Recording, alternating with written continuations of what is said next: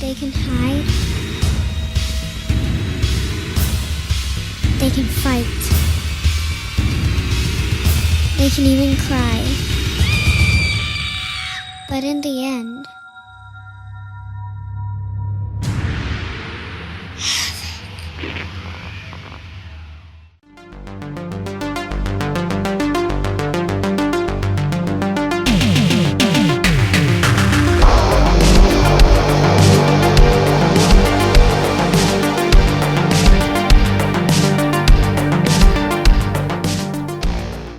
So let's talk Playing with Dolls.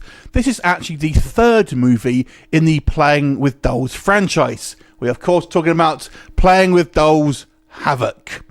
Now this one, the man behind these series is Rene Perez. He's been the man behind the first two movies and of course writer-director of this one.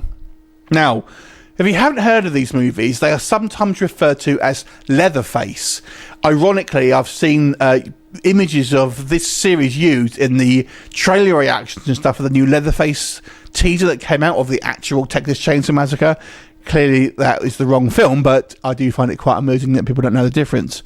Ho ho ho. But anyway, I digress. Let's talk about the first two Playing with Dolls films before we kind of get in the premise of this one.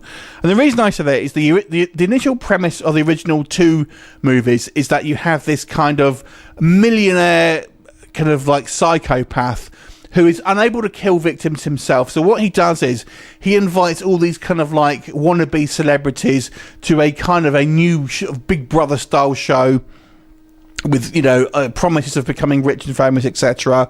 But what he's actually doing is setting up these guys to be killed by a masked serial killer that he kind of has in his pocket.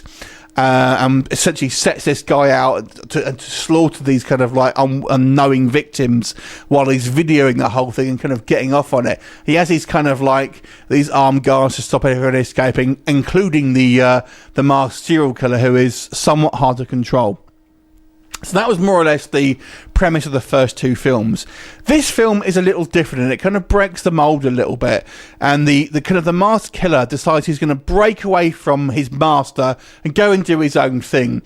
His own thing, of course, involves killing innocent people, more or less the same what he was doing before, but, you know, without the kind of the Big Brother aspect of it. So I do feel that some of what made the original two movies somewhat unique is actually missing from this film, and thus this film becomes more of a traditional style slasher film without that kind of that Big Brother kind of thing that made the first two films somewhat unique. And obviously you've got part of that is Richard Tyson's character, who was this millionaire. We do see him very briefly, but his presence is not felt anywhere near the amount it was in the kind of the first two movies. But what does work, I've got to say, they have upped the gore level here. The first two films, they had a couple of okay kind of like scenes where we have some great prosthetics and stuff, but I felt it never was gory as it should have been. This one definitely corrects that mistake, and there is some extreme gore here. And this killer doesn't like to just kill his victims. He likes to slowly torture them, ripping bones out, sawing logs off legs, chopping blokes in their groin with a kind of rusty blade. Nasty stuff. So if you're a gore hound, there's lots of very well done practical effects. I mean, it's not like, oh, this looks totally realistic, but it's good enough to kind of make you squirm, I feel. So really, I like the kind of the gore here. And I've always thought the killer of this series looks pretty good. He's very reminiscent of, I guess, Leatherface, but he's got this kind of cool barbed wire kind of like face mask thing. And I think he absolutely looks pretty good. And the thing for me that really kind of is a cherry on top is there's some absolutely great location shooting here. This really benefits from the location where it's being shot. Part of it is shot in this kind of like great underground caves, and you haven't seen a slasher film there. I don't remember that I can remember, to be honest. That was really good. But the majority of set out in this kind of like this shack in the middle of the wilderness. Well, it's not a shack, it's a nice house actually, but it's in this kind of snowy wilderness. So we really have this kind of great visuals of the blood splattered in the snow and stuff like that. And I know you've seen it a couple of times before, but nonetheless, I think it looks very, very good.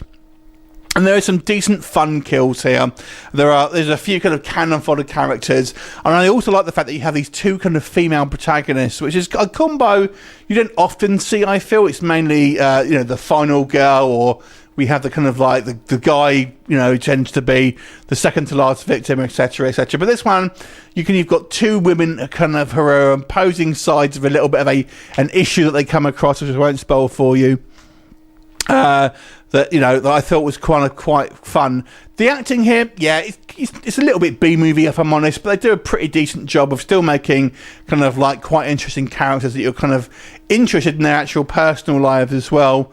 It does lag a little bit in the middle, I've got to say. It kind of slows down, and you almost forget you're watching a horror film to a certain point, because the kind of the horror kind of stops, and we have drama, in the kind of the middle section of it. It's a bit of a shame it's kind of maybe strayed away from what I felt made this series a little bit unique to begin with. I did have some problems with the original two Playing with Dolls films, particularly the endings. I felt that ending of those last two films, I don't know, weren't great. This film feels more like a spin-off because it's so... just a different setup from the original two films, and so it doesn't feel like watching necessarily parts of a trilogy, more or less just separate stories. But it's a great standalone horror film. I feel you will benefit from watching the first two films, although it's not essential, I don't think. I actually had quite a lot of fun with this film, despite the fact that I feel it does maybe come a little bit generic, because it's maybe dropped the kind of the Big Brother aspect, which was a quite unique factor of it. And I kind of miss Richard Tyson as well. Yeah, you do see him, but he's not nearly as much. And I kind of like that angle to it. And you had this different style of two different styles of psychopath. One who was doing the physical thing, and one who was just more of the mental side of stuff. But if you are a slasher fan, you'll like this film. It's pretty good in regards to its kind of gore and some quite fun jump scares and stuff like that. You would definitely want to check it out if you're a fan of kind of your Jasons and that sort of stuff. 6 out of 10. Have you seen it? What did you think of it? Leave me a comment, and I'll look forward to seeing you next time. Bye for now.